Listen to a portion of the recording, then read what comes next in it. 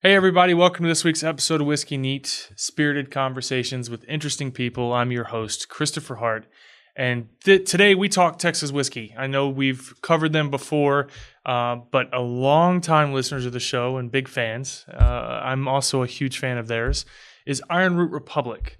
Robert and his brother and his mom started this distillery a few years ago and in Denison, Texas, just north of Dallas, and have been making good old-fashioned, down-to-earth Texas whiskey for quite some time now, and I couldn't be happier about it. So, Robert, I've been trying to get him on the show for a while. We finally worked out schedules. He's here today, and we talk everything from Starka, which isn't a whiskey at all. It's very similar to Rumble in the sense, Balcones Rumble in the sense that it's not whiskey, but after that, they go completely different directions.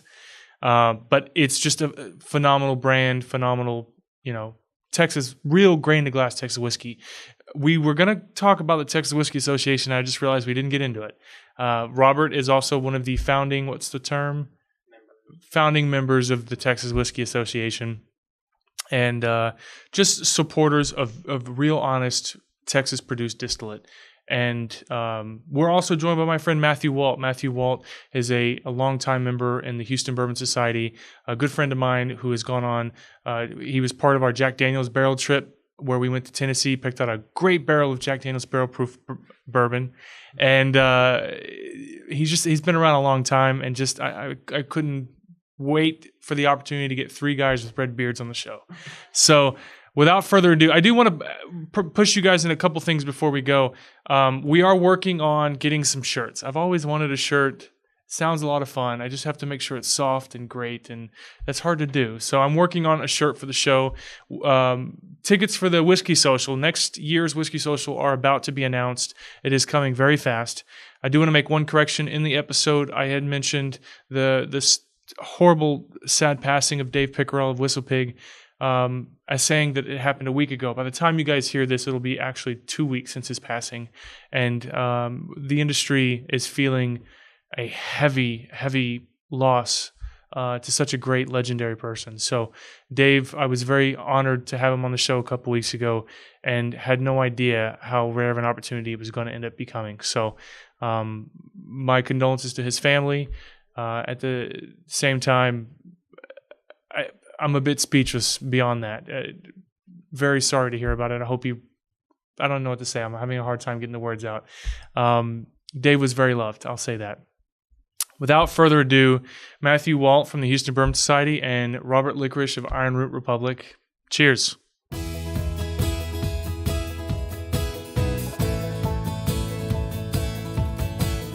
Thanks for coming. Matthew, I don't know if I greeted you. Thanks for coming, buddy. Glad to be here. Matthew's been a part of the Houston Bourbon Society for a couple years now, and has dove headfirst in this hobby, from collecting, distillery visits, barrel picks. You're neck deep in it right now. Just having fun. And these conversations to me are more fun when there's two or three people. Not that I would have loved to do this with you alone. We've had lunch alone. It's fun. But no, I just I thought it'd be more fun for everybody. We've got a different rapport. It's not just you're not just a brand or something. You're not trying to pitch me. We're friends, right? So it's what I'm most excited about, when it's a real genuine sit down. But jumping in with IronRoot Republic, I don't know the answer to this. All right. A lot of times I ask a question on the show. I already know the answer, but I want the audience to kind of hear it and give the person a chance to explain. With Dave Pickerel, rest in peace, all I had to do was just say a word, and he had a paragraph of explanation. So we just let him talk. Dave was a great man. He unfortunately passed a week ago today, and it's unfortunate. He was a legend in the industry. And so my question is, where did IronRoot Republic get its name from? I don't know the name. I don't know the answer to that. So the name IronRoot comes literally from the history of Denison, Texas, the city that the distillery is in. Back in the late 1800s, a gentleman lived in Denison. His name was T.V. Munson. He was an American viticulturist. So if you go to school to learn grape growing, winemaking, you still actually read the book that he wrote back in the late 1800s, early 1900s. And so he was trying to figure out how to grow European grapes in the United States, because we have all these diseases here, all these different rots, and specifically something called phylloxera, which loves European grape roots. And so every time people would plant, the grapes would grow for a couple of years, phylloxera would get in and essentially wipe them out. So it had attacked during that period of time, the late 1800s, early 1900s, had hit California. And then with the invention of steam engines and a faster travel between the United States and Europe, it actually survived the trip back over to Europe, and it actually went on a basically killing spree of European grapes. The French, it's about 80% of the French grapes got wiped out. Cognac itself was highly decimated. And so they went back to the Smithsonian asking for help. And the Smithsonian had been receiving these papers from this crazy guy in Texas about growing grapes in the United States. And apparently he had discovered that there's a Texas grape root that is highly resistant to phylloxera. So he had been grafting a lot of these French grapes on top of this Texas rootstock, and he was able to grow the European grapes here. And then he started sending them back over to Europe, back to France specifically, and literally saved Cognac. And for that reason, Denison and Cognac are sister cities. There's a statue of him in Cognac. It's why we at the distillery actually have a great relationship with a lot of the Cognac producers, because there's that kind of really cool rapport from this history that we have. So it's the iron grape roots from Texas that saved the French wine industry. So coming from us as a distillery, come from a more of a brandy distilling background from Hubert Germain Robin, specifically Nancy Fraley, and a lot of the... I want to get her on the show so bad. I'll get her here, don't you worry. She wants to come on too, by the way. So basically, because of the grapefruit and the connection, that's why we ended up naming it in honor of kind of that connection. So coming from the French distilling tradition, being in Denison, it just made perfect sense. Yeah. I mean, it's a great name. Yeah. And a lot of people don't know that.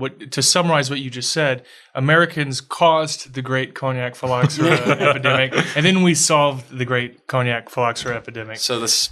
People from Scotland should love us too, because that's the reason single malt's so popular.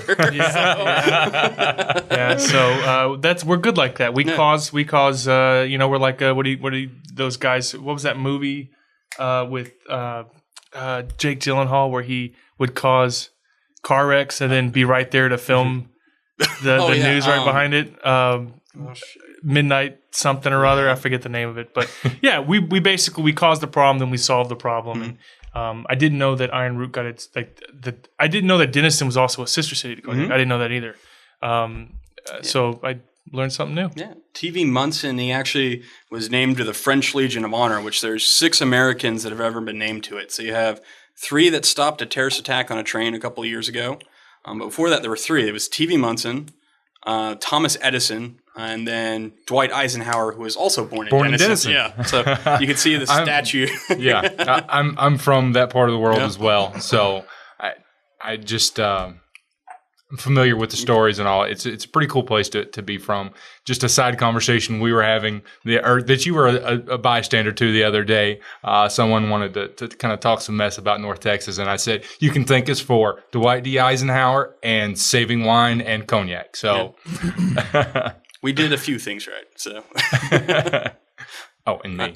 Even being that, don't blame for everything. Mm-hmm. Even if you're that close to Dallas, I think the important thing to take away from that is Denison is better than Dallas, and that's all that matters. Yeah, I like that. You said you guys took a group from up there. I know the group, right? Yeah? Yeah, the Dallas from DFW Bourbon Hounds? It was the Dallas Single Malt Society. And then the North Texas Spirit Society, I believe, was the 2 groups that came together to do that.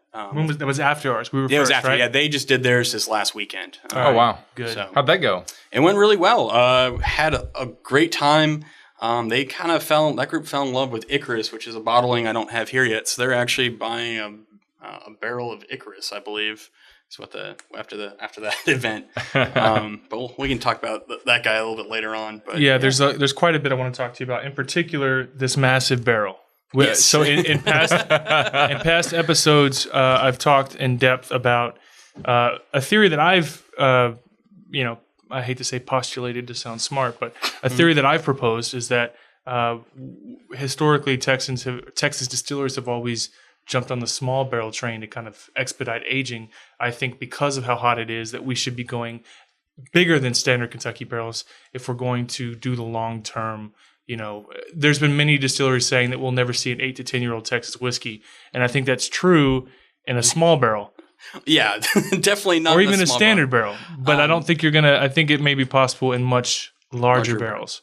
A slower process. And that's for us. So the part of the philosophy that we came into distilling with, when we started the distillery, was our goal was not to try to speed anything up. Our goal is actually to slow things down. And that comes again from that kind of that French tradition that we come from. It's working on letting the spirits rest, letting them breathe a little bit. When it's going in and out of the wood of those small barrels so quickly that you're extracting so much that you're never going to be able to get a whiskey again, as you said, at 10 years. But even with the higher evaporation rates with bigger barrels, it is definitely possible to reach 10 years. Right now, we're a 4-year-old distillery. We still have several of our first barrels, even in the standard 53-gallon barrels, and are not over oaked.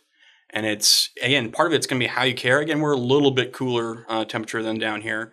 But you're seeing that if you use bigger barrels and you're not leaving it in storage sheds or something that's going to get 130 degrees over the course of a day or during the summer stay that hot, that you can get whiskeys that are well aged and not lose a ton out of the barrels. So in the Caribbean, their rate of evaporation is higher than ours. Yeah. Right. So if you can see a nice 15-year-old Coroni or which I know is kind of a shuttered distillery, but I think it is. Yeah. I think the idea that it's not possible to have an 8 to 10-year-old Texas whiskey, I think, is a bit absurd or unfounded. Yeah, it's hogwash. I think it really and we've talked about this on the show before, where you guys have been, even you and I have had the discussions of trying to solve the Rubik's Cube of Texas whiskey to get those hyper aggressive, over tannic whiskeys that I always say corn oil because it reminds me of a really abrasive, over oaked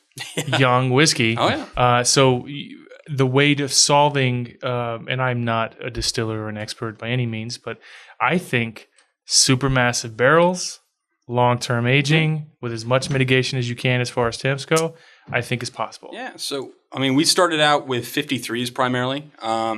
Standard size, which is standard size barrel. We had a few smaller for experimental reasons, just for random experiments that we did. But everything that went production wise was in 53s to start out with.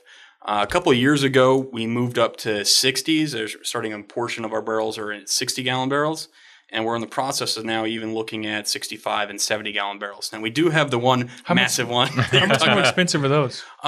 So they're going to be, depends on the type of oak. That's another thing that we do a little bit. We use a lot of European oak in addition to American and French as well. But so you're talking American oak barrels, generally 60s. It's actually a little bit of a barrel savings to you. You can fit more whiskey in a barrel and it doesn't cost that same amount more. So sure. I think most of for us, it's going to be a little bit different because we do charred and toasted barrels. We get a combo. So those are going to be like anywhere from $350 up to $550 for American oak. The European oak are going to be like $650 to $750, somewhere in there, depending on your char and toast and all that stuff. Sure. French is going to be a lot more expensive than that. In French barrels, you can go anywhere, even just in this. And in the 60-gallon barrels, anywhere from $750 to $1,500 a barrel. Wow! So barrels can get very expensive very quickly, but it's something that a lot of your flavor from your whiskey comes from it, and you have to invest in good quality oak. I think a lot of the Scotch distillers, they talk about that it's really about quality of oak that you're really trying to find. So for us. A lot of the guys, especially one of the other reasons you don't want to use small barrels is because small barrels, generally, it's just going to be kilned, which means they're just drying it. Sure. Right.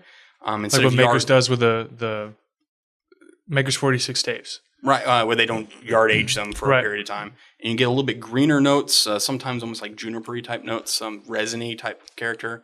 Also, you can actually get really dusty character out of that. So they're going to be a little bit harsher on the tannins because the weather hasn't softened the tannins especially with the smaller casks. The bigger barrels, they're going to be, again, you can buy them for 3 months yard age, but for us, we go minimum generally of 18 months is generally what we like on the low end. We really prefer that 2 to 3 year old yard aging. But the French oak, we even go even higher than that with about 4 years of yard aging. So that's significant because from what I understand is typical stave drying for barrels is usually around 6 months. Mm-hmm. Anything longer than that's considered extra long. Yeah.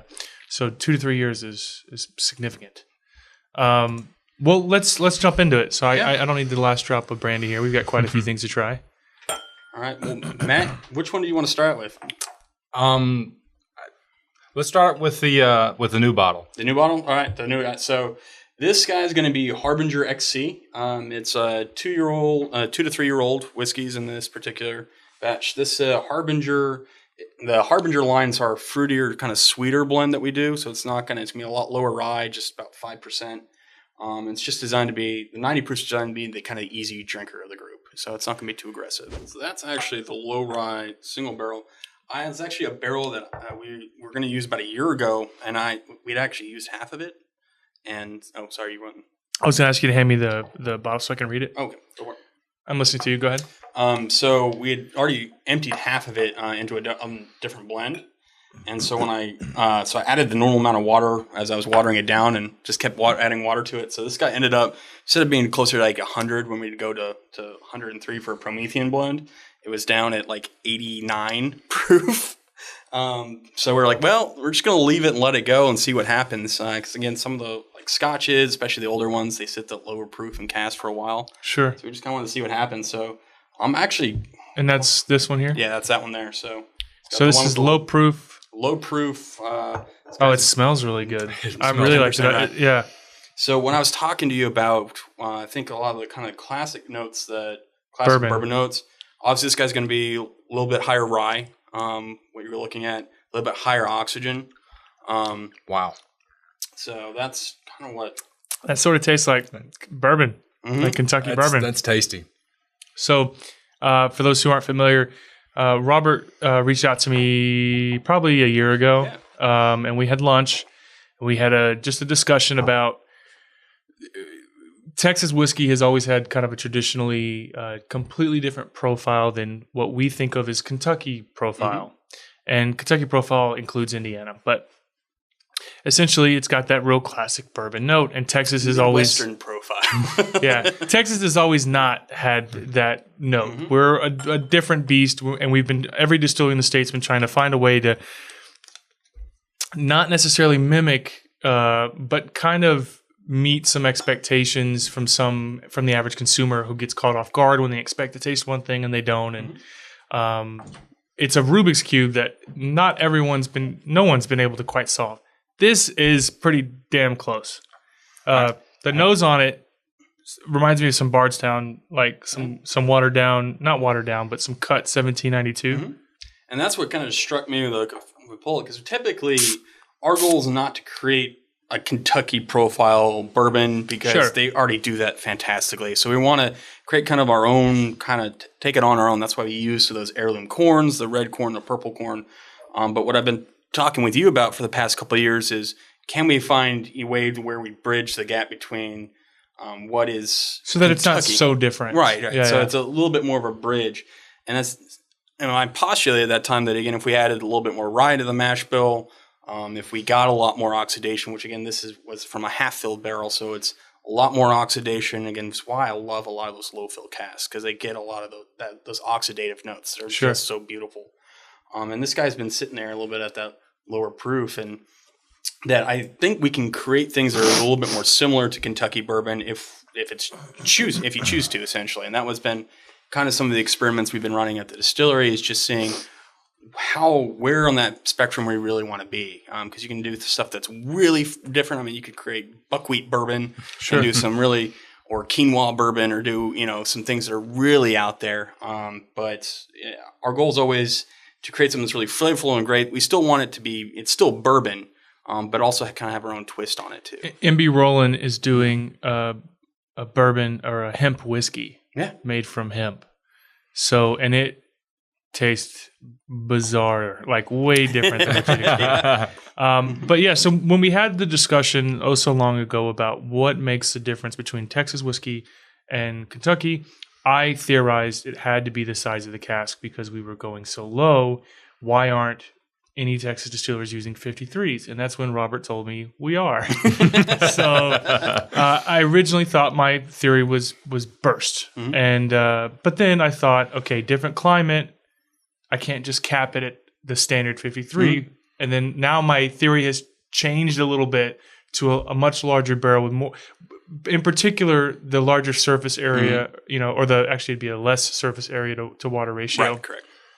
And that way you're taking it a much slower time to get there as opposed to, because it's similar to when if you're baking a cake and it tells you to bake a cake at 375 for 15 minutes and you have a cake. But baking a cake in Texas, we can't get to 375. We cook at 700 degrees. That's right. So you've got to... if you have a bigger oven. A bigger oven, and it's not a completely sound analogy because in this with a cake you'd have to cook faster. Right. But in this case, we're wanting to a bigger barrel, a slower process. That's my theory. Another element to that having the larger cask is you've got a lot more mass there. So it's going to hold its temperature better than a small cask, and it's going to see those bigger temperature swings. Insulated. Exactly. It's going to be pulling in and out of that wood that much faster. So I think it's a pretty fun theory. I can't wait to see where it goes. And that's half the fun as a small distiller. I hate using the word craft distillery, but sorry to interrupt you real quick. Did you let anyone? No, you don't know the guys from Avanac. Okay, never mind. No. Disregard. But it's been. Again, we're always trying to create more flavors when we're sitting down at a blending table. So where a lot of distilleries are coming in and they're creating one mash bill and they're creating a bunch of those and trying to put that together. For us, we have 10 different mash bills. Again, the low rye is actually one of them that we do. And playing around with different barrel entry proofs for those. And again, it's because we want all the barrels to be a little bit different. So when we go to the blending table, we have as many options as possible to really get to that best blend that we can do. So I think what I love about a lot of the Japanese blenders is that they're not necessarily blending to, I want it to taste exactly like this necessarily, but they want it to be better than the last blend. So they want the same profile, but they're always looking to make something better than what you're making before. And as a young distillery, that's always our goal when we're putting together the blend. So what if we had this other little flavor here that we can blend in? Would that make it more complex? Sure. And sometimes it does. Sometimes it doesn't turn out as well. And so it's one of those things that it's you're learning along going with it, which is why anyone who hasn't been distilling for several decades, when they start throwing around the term master distiller or master blender, it gives me kind of a chuckle because I know that I've been at this now for nearly a decade of working on these skills, and it's still it's a lifelong process of learning. And I think that if you don't acknowledge that you just crown yourself king. I think you're not acknowledging that how much room you still have to grow. And I think that's for us. I think that's the most exciting thing about Texas whiskey. You taste the whole of the Texas whiskeys today versus what was out there 3 years ago, and it's a whole different beast. The whiskeys are so much better than they were 3 years ago. I think that's why you're starting to see so much interest in Texas whiskey. Like for us, this month alone, we've had writers out of the UK and Europe. We've had 3 or 4 of them by the distillery because they're writing books, and they're part of their stop on American whiskeys. They're coming from Texas. And Texas is part of that trail that they're going to be doing, where they go Texas, Kentucky, Indiana, and then I think there's a few in Chicago, and then up to Canada and New York, and then they're out of the country, and that's what they're looking at. And to me, that's so fascinating that there's so much interest in this really, really young industry. But that's because I think there's so much promise in what's being made right now. Yeah, I agree with you completely. And in particular, I could drink the hell out of this. A lot of it. So good. So, and this is just one barrel? This is one barrel. We've got more going. We've actually got some that are higher rye as well to this. But what this experiment really told us is that the oxidative notes are one of the things that we need to focus on even more than we already do. We may look at doing some lower entry proof, or letting the barrel, at least watering the cask down even a little bit more in barrel, letting it sit longer, because obviously some of those vanillas and caramels are so prevalent in some of the Kentucky whiskeys. It's coming out in the lower proof, which means it's more water soluble flavors. With shorter amount of time, you get those the water soluble flavors out of the barrel, like the vanillins and whatnot. much quicker at a lower proof. And so that may be what we're seeing as well. So it gives me a lot of indications, kind of some directions we can go for that, again, that traditional flavor profile versus a lot of what we do, which has those purple corns and those red corns, which again is what makes XC to me so sweet and fruity, are a lot of those specialty corns that we're using. What's the XC stand for? 90. So it's the 90 proof whiskey. So we try to be creative, but sometimes it's.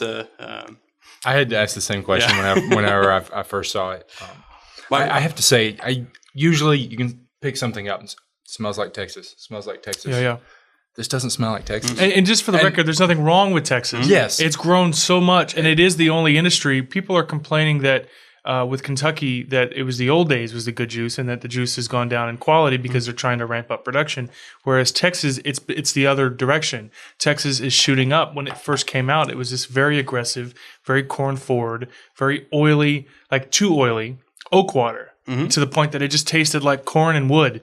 And not you, but some of the early producers, and even those early producers. I mean, 5 years ago, about Garrison Brothers changed their. Was it 4 years ago or 4 years ago? Garrison Brothers changed a couple of the production methods, and now what's being released in 2018, in my opinion, and a lot of people that I respect's opinion, the current releases of Garrison Brothers is the best it's ever been. Right.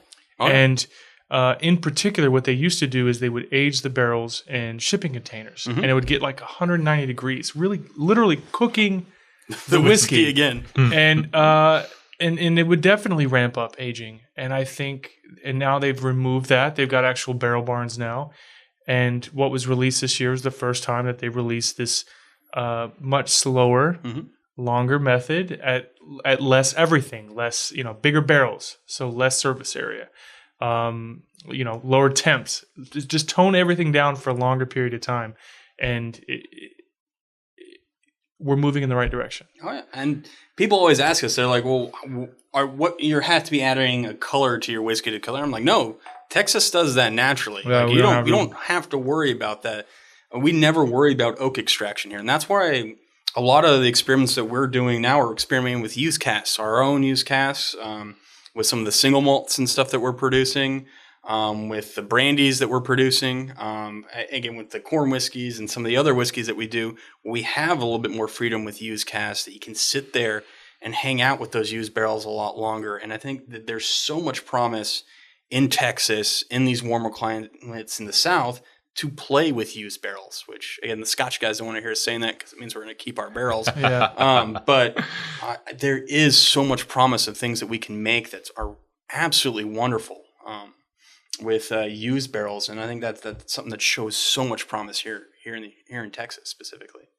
I have something I want us to discuss in regard. You've mentioned this quite frequently in this segment about bottle breathing and the air in the cask and oxidation. This is something that I assume you're laughing because you know what I'm going to ask. Here's the big question, the $1 million question. This comes up a lot. There are certain dogmas in bourbon that everyone's familiar with, right? Jack Daniel's is not bourbon. There are other dogmas like I need my bottle to breathe, right? So I'll pour it in a glass, I'll leave it alone for 15 minutes, come back to it and let it breathe, which I think is complete. I try not to cuss too much on this show. It's complete garbage. In my opinion, it's garbage. And I'd like your input on it. The breathing in the glass? Yeah. The breathing period, or the simple idea. Now, it's not to say that a reaction doesn't happen, because oxidation happens no matter what. Through the entire maturation process, oxidation's happening. What happens, there's this belief, and listen, I've talked about the Whiskey Tribe guys. I've never met them. They seem to be so popular that even trying to reach out to either one of them yields very little response. Because they've got this massive following. But there's a video they posted about how fast an open bottle of whiskey goes bad. If it's half full, it'll not last longer than 6 months before it goes bad. And they even show an example of a glass of whiskey that they set out overnight that tasted fine, but was completely milky because it had completely oxidized. Now, it doesn't taste fine when that happens. I can promise you that. well, he had tasted it, which I couldn't believe because it looked disgusting. But the argument that I'm dispelling is that, one, in my opinion, because this is my opinion, it's my show, I can have an opinion, your bottle is not on a time limit. Okay? I've got bottles at the house that I've had the entire time I've been drinking since I was 21, which was 12 years ago, that taste is as good as I remember, is what you'll say. My wife and I have a marriage bottle, which today is actually our dating anniversary. Which, what kind of bullcrap? Can I just say? We're married, and we have a dating anniversary. And why? Does she get you good bottles of whiskey for the dating anniversary? Then to me, that's worth it. No, I mean I love her to death, and she's way out of my league. But and I'm not going to push my luck. But today, that's true. Today's our dating anniversary, and every year on our wedding anniversary, so when we got married, we bought a bottle of Bolvini 15-year-old, and every year we take one pour out of it. And if you do the math, one pour each should last about 10 years. By the time we turn, because we didn't have a lot of money when we first got married, a $1,500 bottle, way out of my price range, but it was a special occasion. Bottle's about a little over halfway gone, and we've been together 6 years. Married 6 years, together 12. The bottle tastes fantastic, just as good as I remember, and it's been half empty for 2 years, at the halfway mark. But it's been open for 6 years. Bottle's great. Yeah. I'm rambling. What's your opinion on the matter? Well, I guess we'll start with a couple of things. So, leaving whiskey in an open glass overnight, or even generally for a few hours, especially if it's low fill, it does oxidize. It's going to turn milky. The flavor is going to fall apart. It really, the whiskey, if you leave it overnight, it's not going to taste very good at all by the next day. Sure. Especially for non-chill filtered whiskeys that haven't gone through and been right. All the fats, like when you leave a can, or not a can, but a iron skillet of bacon grease overnight, it turns milky because all those fats solidify. Totally get it. No disagreement there. So that happens. And again, especially if you have a fan going above, that actually will. You've got constant air movement going over the top of it. It's going to happen a lot faster. As far as open bottles, that's will it change in the bottle over time? Eventually, it does. Does it change very quickly? Is it going to ruin the whiskey? Is it going to do it? That's probably not. Now, if you have a whiskey bottle that's about that full and you're just leaving it there in sunlight and you're opening it all the time, completely different. Completely different. So the idea being simply that a barrel, in its simplicity, is a bottle. Not only that, it's a bad bottle because guess what? It's porous. It has it breathes. You've got a living wooden container that breathes and exchanges air and oxygen, and that whiskey is oxidizing and maturing for Kentucky, sometimes 21 years. I don't know if you've had Whoop and Holler, which was 28 years. I have not had the 28-year-old. It was garbage. Don't worry about it. But the whole idea is that by the time you pull out, let's say, give you an example. We bought a barrel of Four Roses for my wife called Good Golly Miss Molly. Four Roses, it was 9 years, 8 months, or something like that. And when we picked the barrel, it had a third left in the barrel, which means if it was a bottle of whiskey, there was this much left. Those are the best barrels, by the way. It was I don't want to overhype it because that came up last night, but it was our favorite of the three barrels that we picked. But it had an overwhelming amount of air inside the barrel, and the whiskey tasted just fine. It's not going to go bad. Is my frustration with this. Now, obviously, if you leave something in direct sunlight, which barrels are not, they're not kept in sunlight, or if it's got a tornado whiskey, open air, then it's worth more. Yeah, that's true. Collapsed whiskey, or it's open air and you've got actual air movement over the top, literally affecting the spirit. That's different. But you're in a non-air, no sunlight, somewhat watered side container, right?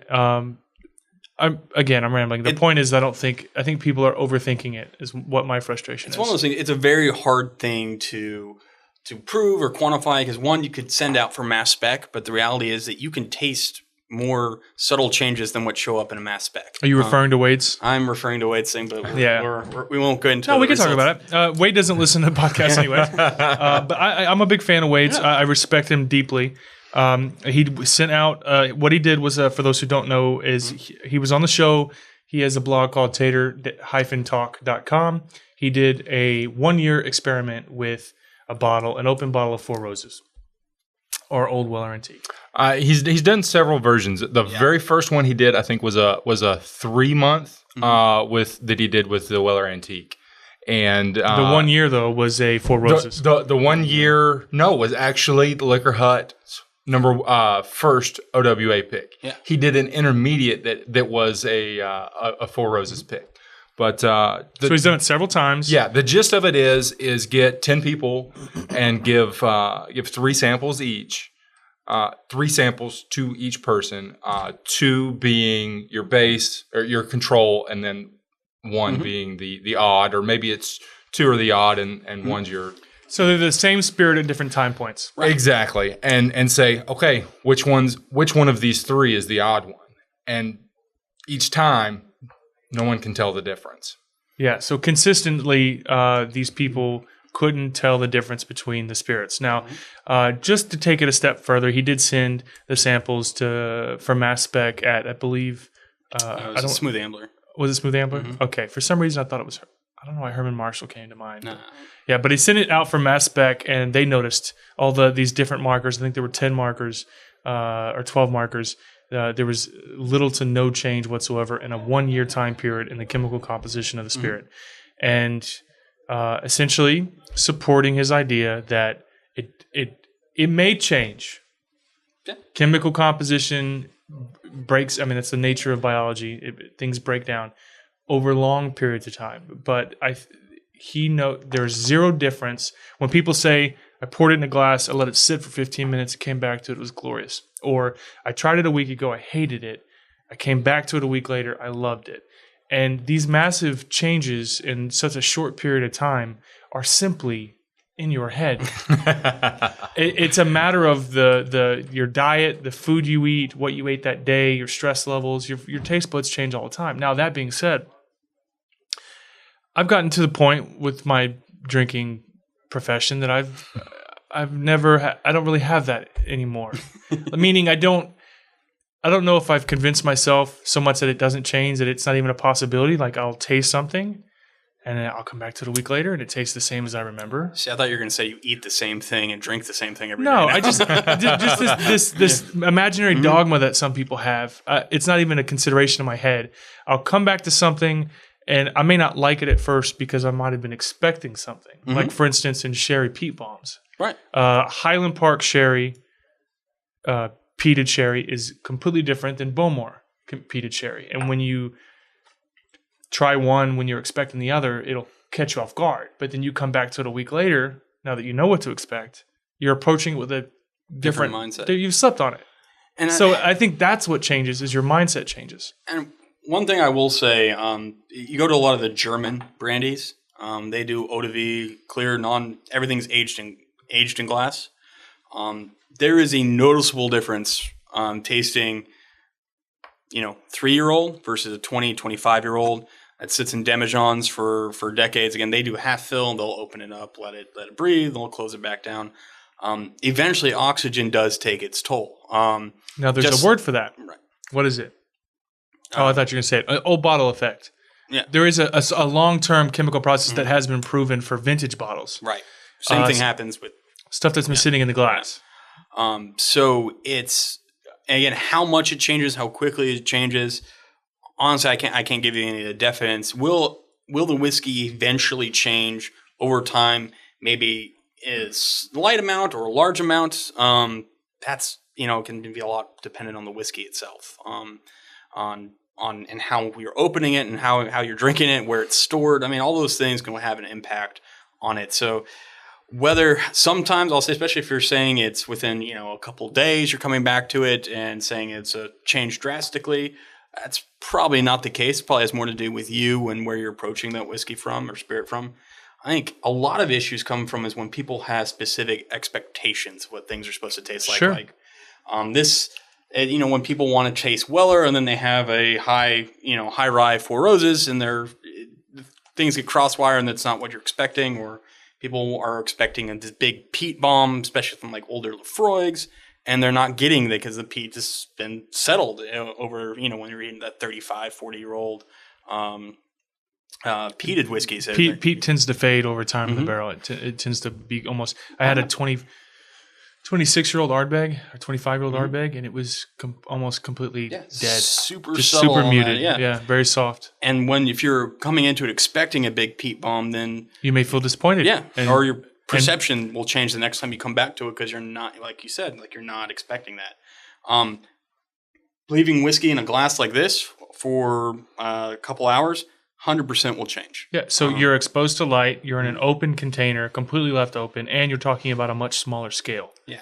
Other thing, bottling has a huge impact. If you taste a spirit after it's run through a bottler, put in a bottle, sealed, versus pulling a sample out of that tank, they taste quite a bit different. That spirit's been agitated through that basically because oxygen's being forced through it as it's being bottled. Forced percolation. And so definitely for us, I can tell you something that's right off the bottling line versus something that's been sitting on a shelf for 3-4 months will actually be quite a bit softer than what it is right out of it. And we do that by pulling a sample out of the tank, tasting it versus what's in a bottle. That same whiskey, same day, they are quite a bit different. It does take time sometimes for whiskey to settle.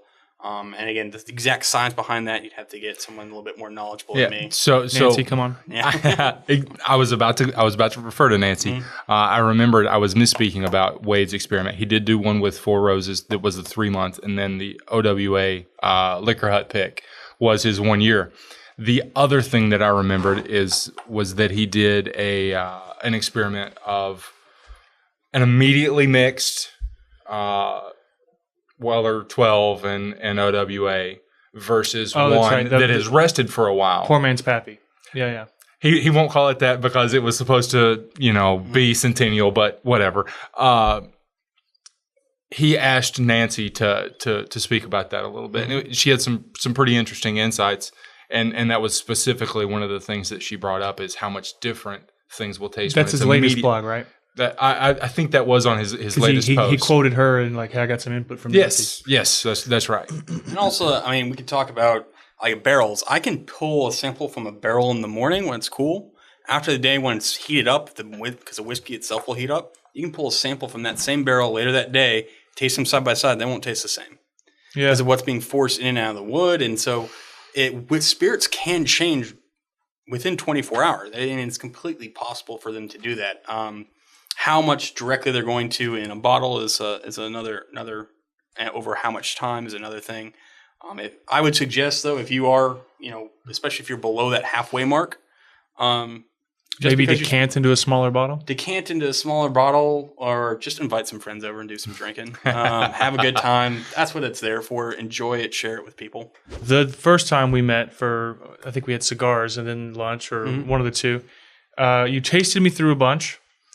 And we were trying to identify certain notes, and I made my way through the line, and I definitely have ranked IronRoot up there as far as Texas goes, up there with Whitmeyer's.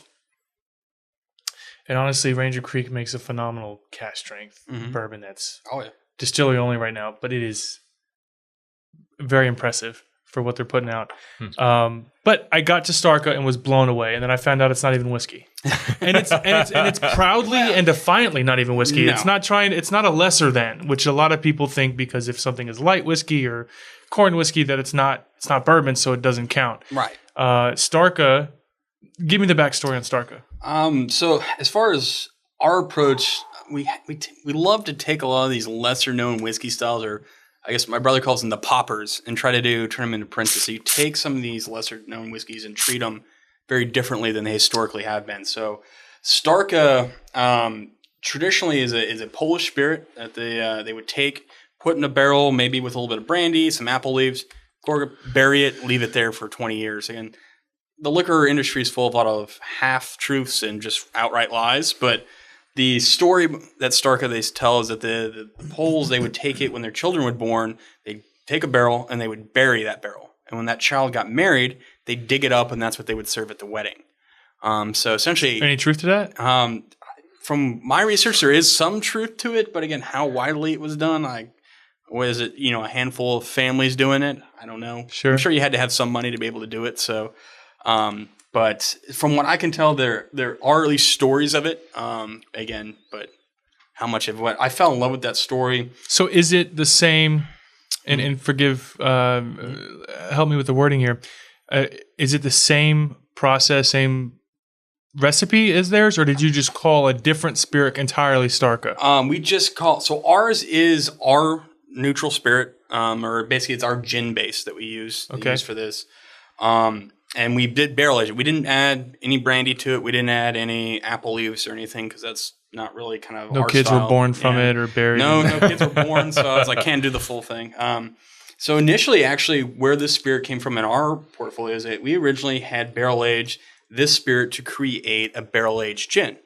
We were going to add the botanical part later on. We just wanted to get that really rich base spirit before we started playing with the botanicals with it because we wanted to see kind of what flavors develop. It's so good. I love it. So good. And so we barreled it again, and we went away for a couple of years. We came back. And we were going to start working on it and tasted it. I'm like, wow, that's really pretty good. Like, wow, that's really good. And the next day, I actually got an email from a liquor store up in Dallas called Pogo's. They do a lot of kind of more eclectic type stuff, but he had some clients asking for Starka. And he's like, do you know anyone who makes Starka or know anything about it? And I was like, well, no. Well, let me look it up, see what it is. So I looked up Starka, found all this information about it, and there's, I think, still only about one company that still makes it over in Poland. But it had this really wonderful history. And I was like, I don't know anyone else makes it, but I've got some barrel-aged neutral spirit that is very similar to what they were doing over in Poland, the original Starka. And I was like, if you want it, you can have it because we absolutely love it. And so he's like, bring me some samples. So he ended up coming up and tasting through the barrels, and we had the owner. Yeah, the owner did. We had so you know him pretty well. Yeah. Well, not the owner, is actually Cody, the manager there. So he came up, tasted through a couple of different versions because we had originally planned on doing we called the Texas Gin Series because we were trying to barrel age our base spirit in barrels from all around Texas. So we had stuff from Balcones Rumble barrels, we had Garrison barrels, and we had some of our ex-bourbon barrels. And he fell in love, the very first one he fell in love with was that Balcones Rumble cask. And so that's what ended up going to him for batch one. This right here is actually batch two, the one that you tend to like the most, that is actually done in our ex-bourbon casks. That the North Texas Spirit Society came up and they were tasting through some things and chose that as their private barrel. This last year we had, or I guess just now released a little bit earlier this year, is batch 3, which is a port cask. So we actually took the Garrison barrel and finished it in a port barrel. And then we went to Pogo's again this year for their private barrel pick. What? Go ahead. I can't wait to try that one. It's really good. This one is delicious. Mm-hmm. It's amazing, yeah. Rumble is such a fun spirit. And that first one that came out of the Rumble, to me, it tastes straight like Lucky Charms marshmallows. That is what I get. I have like a bottle in of a glass. So good. For all of us with red hair sitting in the room, we enjoy the Lucky Charms. Apparently, so yeah, I'm going to avoid that one altogether. So it's been a fun. It's been one of those things that really surprised us because again we've released some kind of unique spirits. It's kind of what we become a little bit more famous for. We've got Starka. We've got the Texas Grape Brandy. We're the first ever producer and releaser of any Texas grape brandy. So the very first batch we did was actually an orange muscat grown in Texas that was aged again in Balcones Rumble casks that we released a couple of years ago. We've got some more that's going to be Where's that coming. Yeah, I was looking. Yeah. You could have tasted it, but you had to come up to Whiskey Camp for it. So, so we've got some more Chenin Blanc that's going to be coming out here in the next few years. We're actually waiting till for us it's ready. It's actually a little over 3 years old now. So hopefully we're going to be around 7-8 years old before we start releasing any of that brandy, which should be really exciting. And then we also have the other unique one that's been really popular is Icarus, which is basically we take Hubris, our corn whiskey that's won all the big awards, and we age it in 2 separate barrels. We've basically half of its life is spent in 2 other barrels. So it spends half of it was put in Isla malt cask, so it got all that peat and smoke to it, and the other half went into that big port cask, and that we have the big 500-liter port cask sitting at the distillery.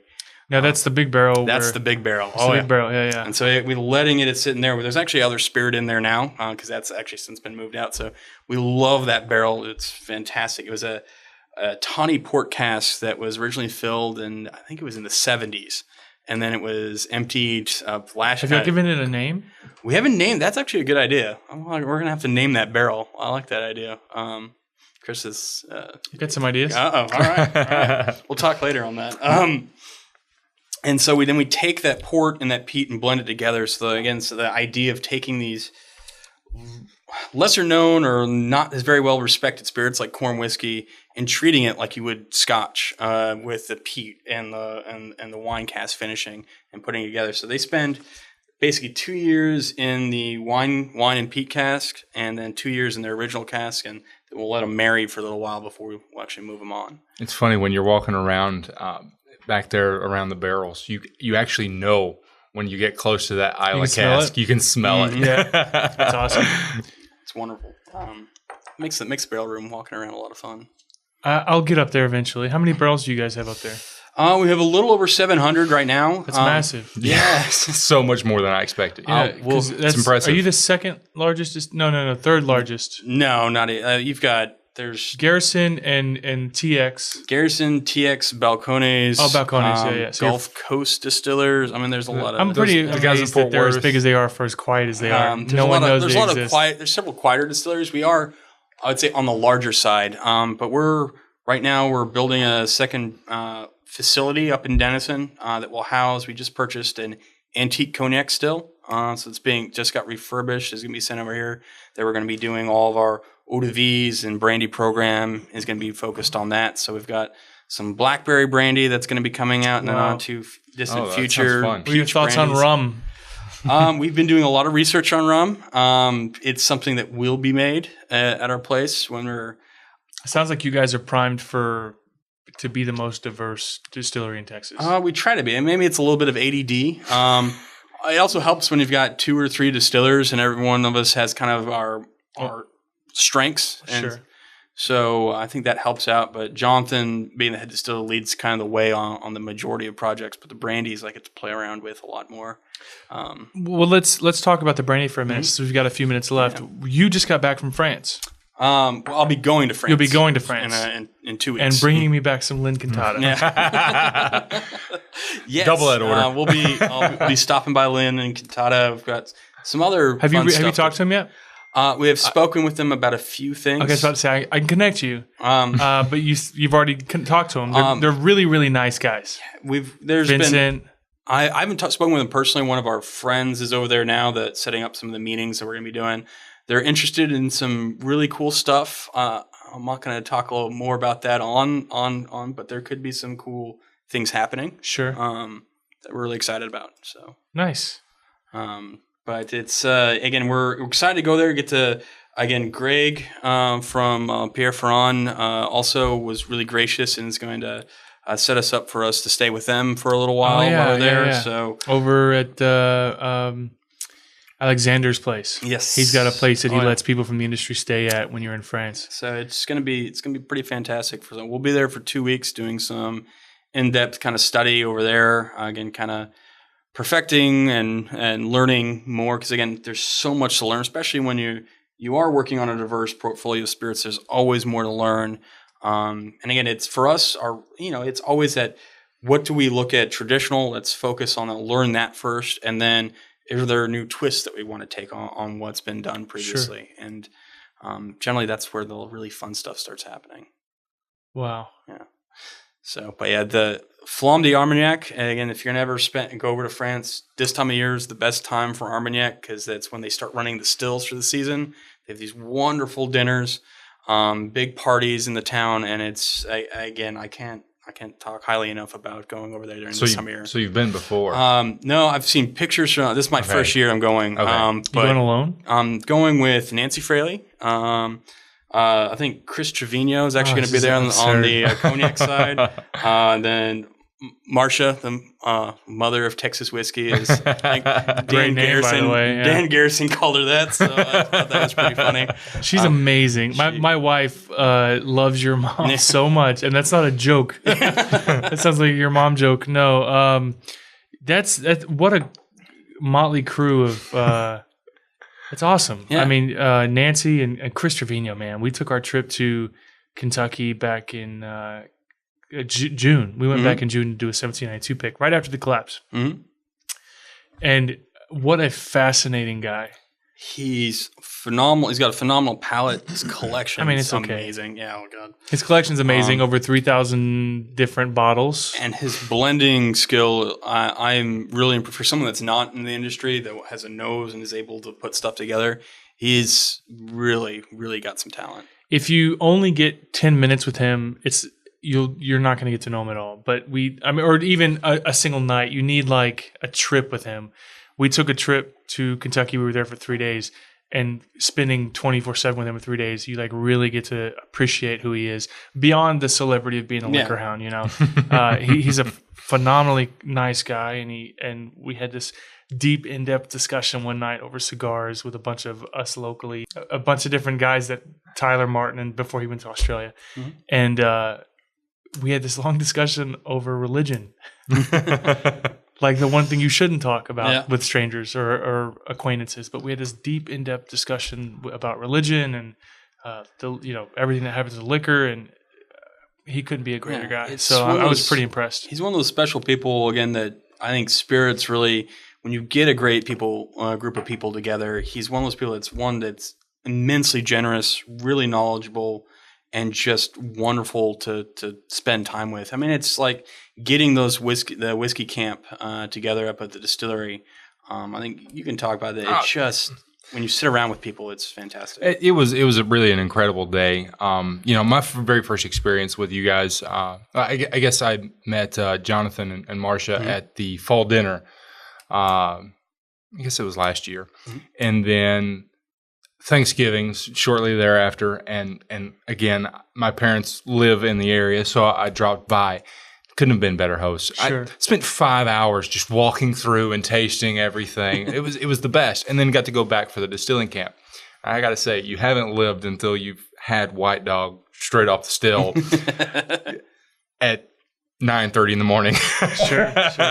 and then Sheila Stokes of all people. Yeah, and then that just turned into an incredible day. We got to taste through everything.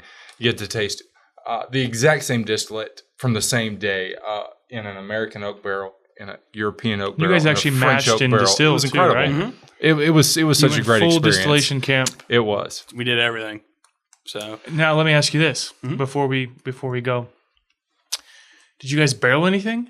Oh yeah, no, that's been barreled. So when we go back in February, we could taste a year-old distillate. That's it. Wow, that's incredible.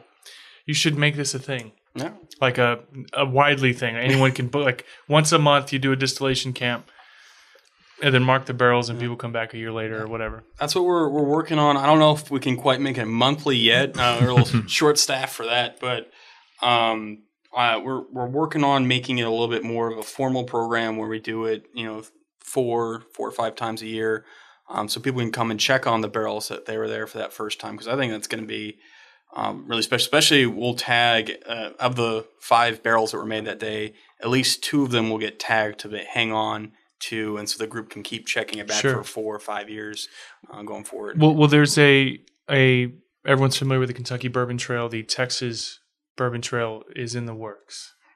So having that as a stop and being able to come and do a distillation camp and make it a legitimate thing, and maybe partner with, are you familiar with the Texas Beer Bus or whatever the name? I'm familiar with them. We haven't done anything with them, but they do some stuff at 903 that's just on the road from us. He'll load up his bus and make trips to distilleries or breweries and take a bunch of people up there, and there's not many of those in Houston to do that. So it's a great distillation camp, go this way, San Antonio maybe, then up through Austin, and You can hit all the core, the Waco, the whole 9 yards.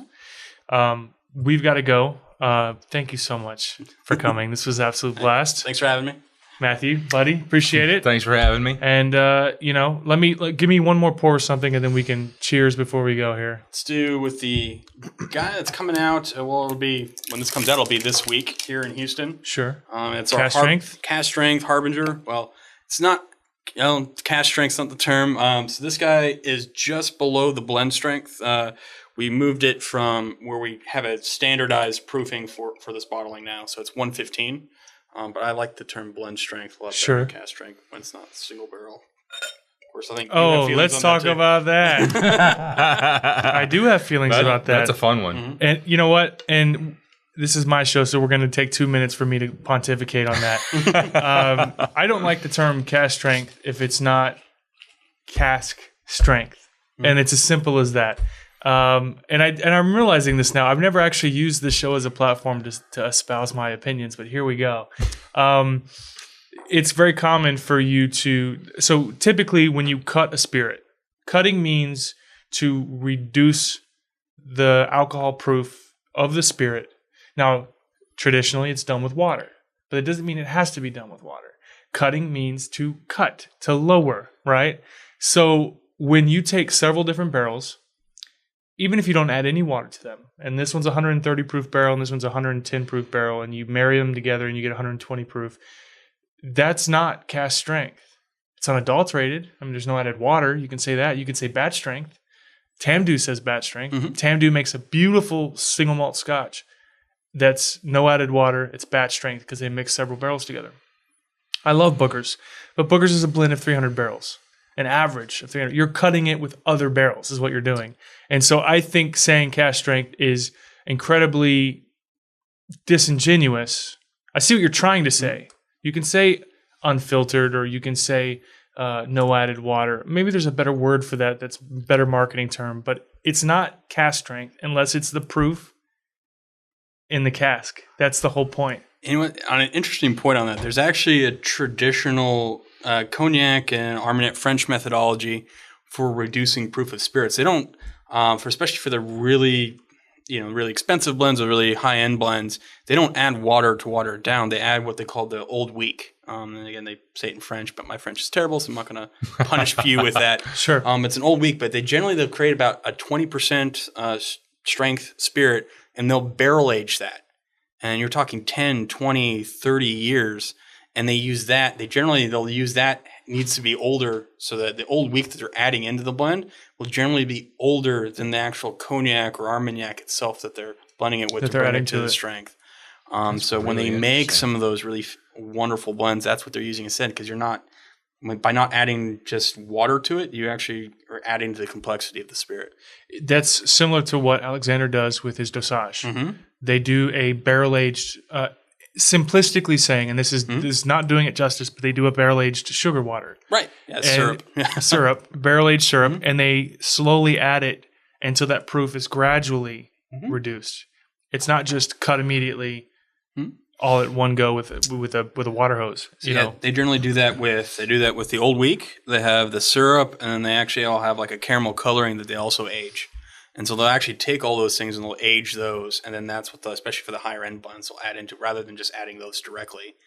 So there's a lot more, and I know you have the right now the battle between no additives. You have pure the spirits. Foursquare versus Pierre Ferrand's plantation.